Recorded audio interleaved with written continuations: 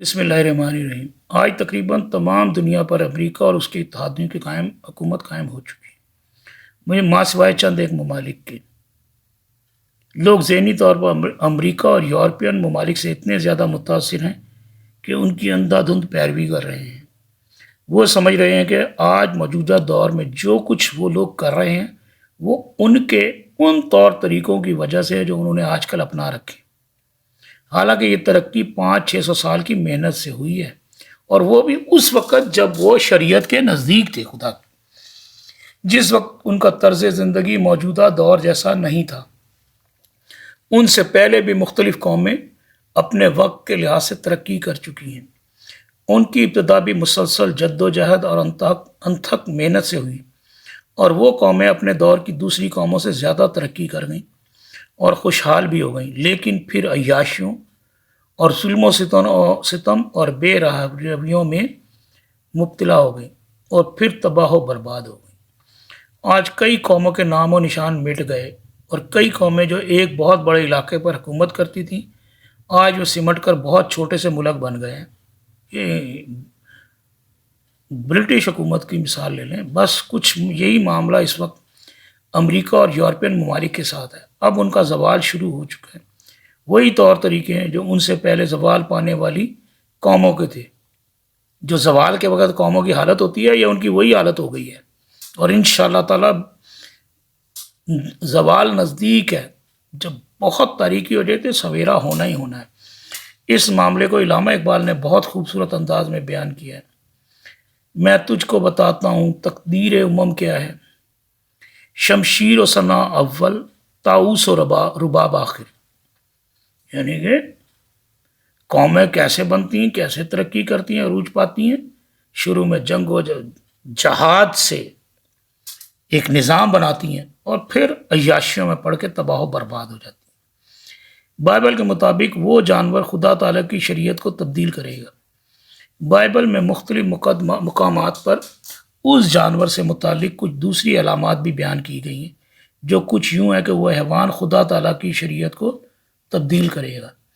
آج اگر ہم امریکہ اور یورپ کی تہذیبوں کو بغور تجزیہ کریں تو ہمیں اندازہ ہوگا کہ آج دنیا کی ہر برائی جو شریعت خداوندی کے خلاف ہے وہ امریکہ اور یورپ سے شروع ہوتی ہے۔ یعنی کہ یہ گند وہاں سے شروع ہوتا ہے اور پھر پوری دنیا میں پھیل جاتی ہے۔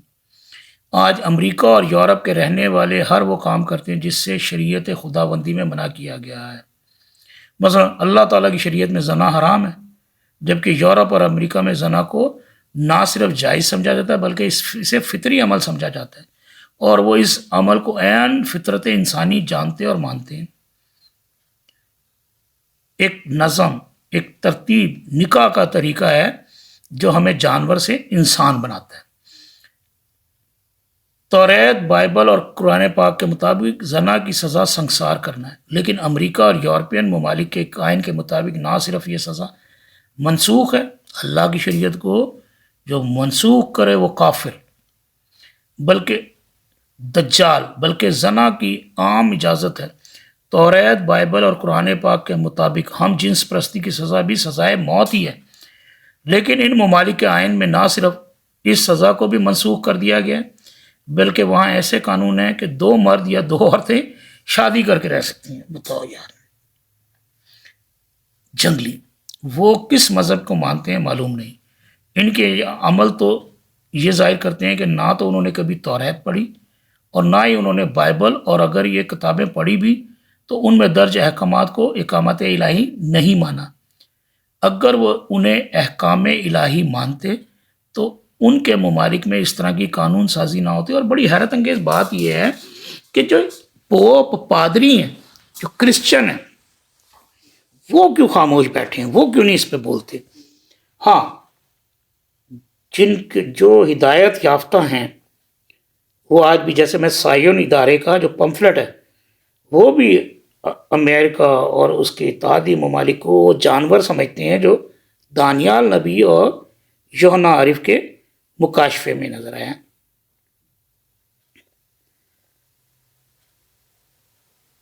کیا انہوں نے بائبل میں یہ نہیں پڑھا کہ ہم جنس پرستی کی وجہ سے قوم لوط پر آسمان سے آگ سلفر کی بارش ہوئی تھی، اور خدا تعالیٰ نے کوہ طور پر جو احکامات نازل کیے ان میں بھی زنا اور ہم جنس پرستی کو حرام قرار دیا، اور ان کاموں کی سزائے موت مقرر تھی۔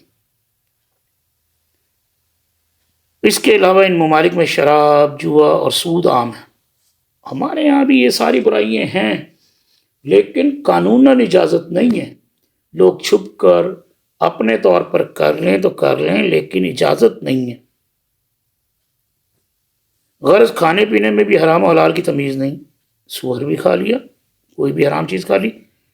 توریت اور بائبل کے مطابق سور حرام ہے، لیکن امریکہ اور یورپین ممالک میں کھلے عام اس کے گوشت کی خرید و فروخت ہوتی ہے، اور اس کا گوشت عام کھایا جاتا ہے۔ ایسا نہیں کہ ان ممالک میں نیک لوگ نہیں ہیں، بہت سے لوگ ایسے ہیں جو اس بات کو سمجھتے ہیں کہ امریکی یا یورپی ممالک کے لوگوں کے طور طریقے غلط ہیں۔ بہرحال ان ممالک میں ایسے لوگ بھی ہیں جو نیک ہیں یا نیکی پر چلنے کی کوشش کر رہے ہیں، لیکن وہ آٹے میں نمک کے برابر۔ ان ممالک میں بہت سے یہودی، عیسائی اور مسلمان بھی آباد ہیں جو اپنے اپنے طور پر اللہ تعالیٰ کی شریعت کے مطابق چل رہے ہیں یا چلنے کی کوشش کرتے ہیں۔ وہاں پر موجود عیسائی جو عیسائیوں کے اصولوں پر چل رہے ہیں،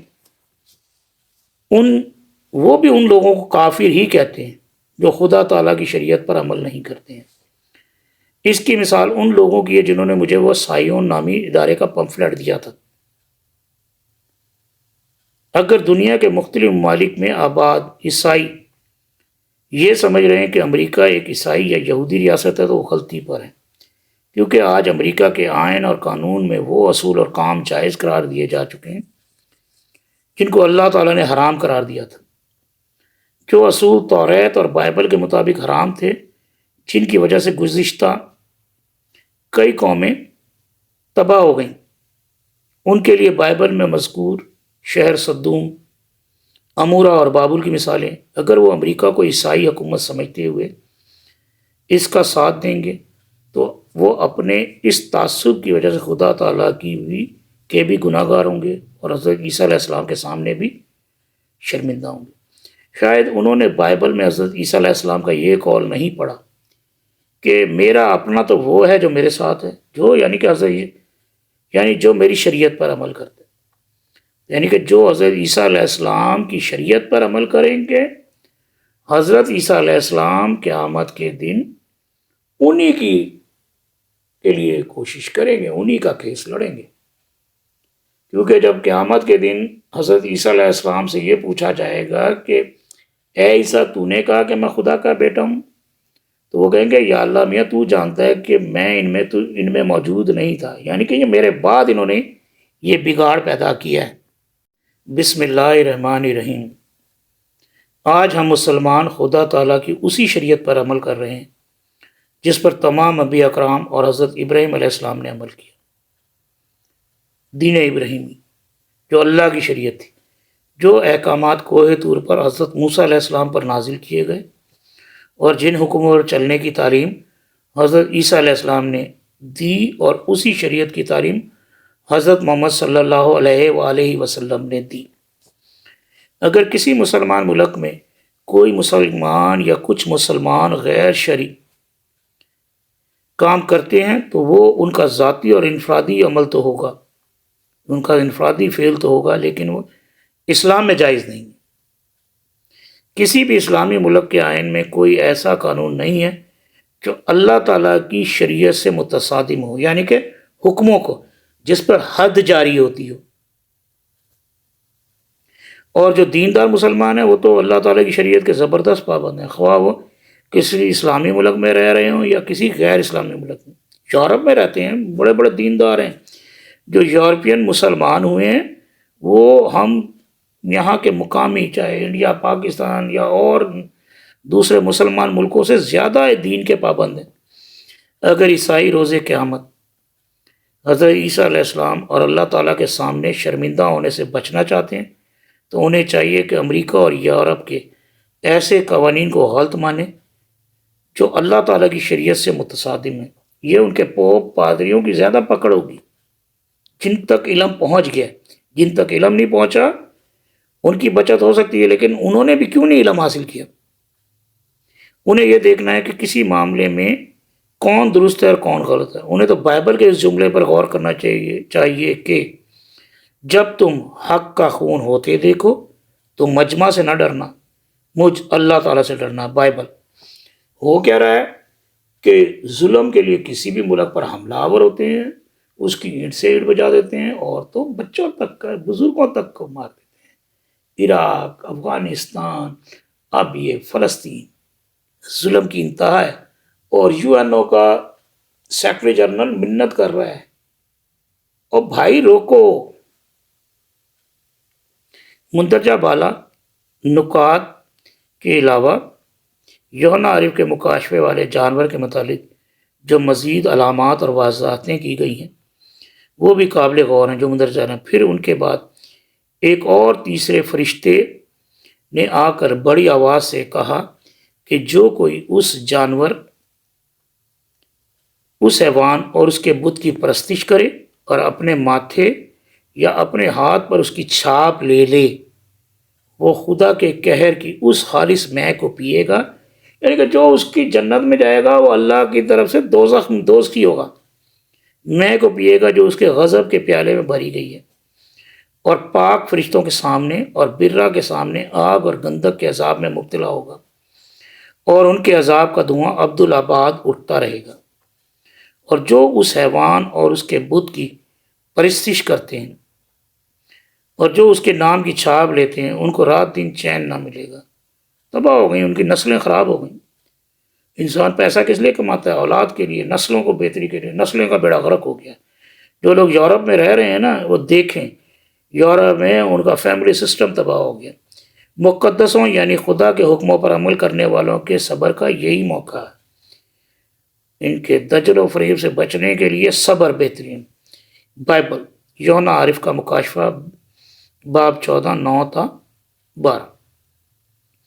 مندرجہ بالا اقتباس کے مطابق جو لوگ اس حیوان کی چھاپ لیں گے یعنی اس کی پیروی کریں گے انہیں زندگی میں سکون اور چین نصیب نہیں ہوگا، اور آخرت میں بھی ان کے لیے جہنم کا عذاب ہوگا۔ اس اقتباس کے مطابق اس حیوان کا دور مقدس لوگوں کے لیے بڑا صبر آزما ہوگا، اور اسی صبر سے ان کی آزمائش ہوگی، اور اسی صبر سے وہ اس حیوان کا مقابلہ کریں گے۔ جو لوگ اس حیوان کی پرستش کریں گے یعنی اس کی پیروی کریں گے اور اس کی معاشی پالیسیوں پر عمل کریں گے، انہیں اللہ تعالیٰ عذاب میں مبتلا کرے گا اور جہنم میں داخل کرے گا۔ یہ کیا ہے؟ قرض لیتے ہیں، پھنستے چلے جا رہے ہیں، عذاب میں مبتلا ہیں۔ یہ عذاب ہی ہے نا۔ جھوٹ بھی بولنا، عام غریب لوگوں کی بد دعائیں بھی پڑ رہی ہیں، تو قیامت کے دن حساب تو دینا ہے، ایک لمحے کا حساب دینا ہے۔ تبلیغی جماعت بڑا اعلیٰ کام کر رہی ہے، بڑے اعلیٰ لوگ ہیں، وہ ایک جملہ بولتے ہیں، انسان کی زندگی کا ہر لمحہ یا تو اس کی آخرت بنا رہا ہے یا خراب کر رہا ہے۔ اچھا عمل کیا تو جنت کا کوئی بھی چیز بن گئی، جنت بن گئی۔ برا عمل کیا تو وہ وقت ضائع ہو گیا۔ بہرحال وہ اس دنیا میں بھی عذاب میں مبتلا ہوں گے اور آخرت میں بھی۔ بائبل اور توریت کے مطابق وہ لوگ مقدس اور نیک ہیں جو اللہ تعالیٰ کے ان 10 حکموں پر چلتے ہیں یا چلنے کی کوشش کرتے ہیں جو اللہ تعالیٰ نے حضرت موسیٰ علیہ السلام کو بنی اسرائیل کے لیے کوہ طور پر دیے جو مندرجہ ذیل تھے۔ اللہ تعالیٰ نے حضرت موسیٰ علیہ السلام کو بنی اسرائیل کے لیے کوہ طور پر دیے جو مندرجہ ذیل تھے۔ نمبر 1، یہ میں ریپیٹ کر رہا ہوں، بار بار ریپیٹ کرنا بھی اس لیے کہ ذہن میں بیٹھ جائیں۔ میرے آگے تو اور معبودوں کو نہ ماننا، یعنی کہ شرک نہیں کرنا۔ نمبر 2، تو اپنے لیے کوئی تراشی ہوئی مورت نہ بنانا، نہ کسی چیز کی صورت بنانا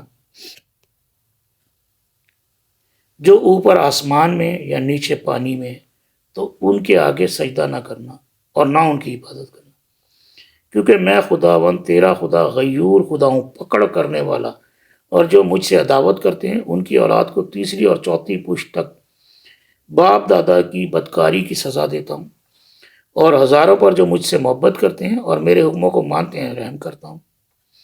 نمبر 3، تو خداوند اپنے خدا کا نام بے فائدہ نہ لینا، کیونکہ خداوند اس کو جو اس کا نام بے فائدہ لیتا ہے بے گناہ نہ ٹھہرائے گا۔